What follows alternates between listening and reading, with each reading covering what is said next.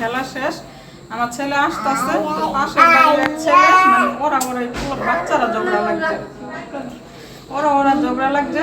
তো ওই ছেলেটা ওর সাথে আসিল না ঝগড়ার ভিতরে।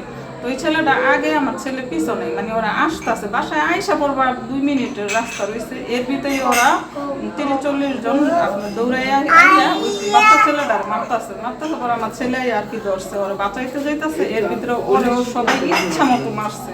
মারার পরে এদিকে ওর বাবাই আবার শুনছে, শূন্য ওর বাবাইও গেছে। এখন এই জায়গায় মনে করেন গেছে পরে সবাই লাঠি বাইরেছে পরে ওরা সবাই হয়ে গেছে গা। এই সাধারণ একটুক ব্যাপারে ওই যে একটু ওদের হাতে ছুরি টুরি আসছিল, ওরা তো 30-40 জন, আর আমার ছেলে আর ওই বাচ্চা ছেলেটা পরে সে না সবাই বাইরেছে চিল্লাচিল্লি শুই না।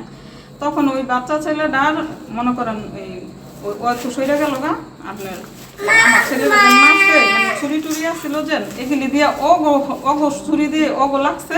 এখন বলতেছে যে আমার ছেলে মারছে, ঠিক আছে। এখন এর জন্য আমার ছেলেরে সবাই মিলে এই যে আজকে ওরা বলতেছে ওরা কেস করছে। তো আমরা কিছু যদি কেস করে থাকে, আমার ছেলে তো আর ওদের মারতে যায়নি, ওরা তো আমাদের বাসার এখানে আসছে।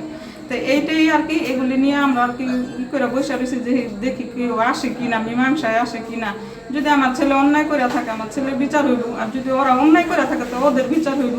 তো এইগুলি নিয়ে যেরকম আমরা চুপ করে বসে রয়েছি, তো ওরা এই সন্ধ্যার সময় আপনার মনে করেন গেটের তালা তুলা ভাঙ্গা মনে করেন আমরা সবাই ছাদে গেছি, ছাদে যেয়ে পলাই রয়েছি। এর ভিতরে আপনার মনে করেন মস্ত করে লেছে, 1-2 এসে 150-200 ছেলে পুরো ওই ভুট্টার মানে মা বাবা সহ মনে হয় সবাই এসে। এরকম অবস্থা, সাধারণ একটা ব্যাপার নিয়ে এরকম করতে পারে। কি করছে আইসে যে টাকা পয়সা চিন্তাই করে আমাদের সহ এলাকার মানুষ, আশেপাশের মানুষ যদি একটু চিল্লাচিল্লি না দিত তাহলে তো আমাদের সহ বাইরে থেকে যেত।